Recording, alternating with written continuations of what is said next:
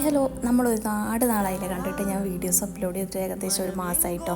അപ്പോൾ വെക്കേഷനായിട്ട് ഞങ്ങൾ നാട്ടിൽ നിന്ന് പോകണം, സൗദിയിലാണ് കേട്ടോ. അപ്പോൾ അതാണ് വീഡിയോസ് ഒന്നും ഇടാത്തത്.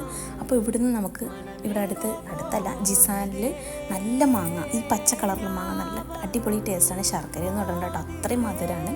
അവിടെ അടുത്ത് ആരെങ്കിലും ഉണ്ടെങ്കിൽ ഈ മാങ്ങ വാങ്ങാൻ മറക്കരുത്. അപ്പോൾ അങ്ങനെ മാങ്ങ ഒരുപാട് കിട്ടിയപ്പോൾ മാമ്പഴ പുളിശ്ശേരി ഉണ്ടാക്കാമെന്ന് വിചാരിച്ചു.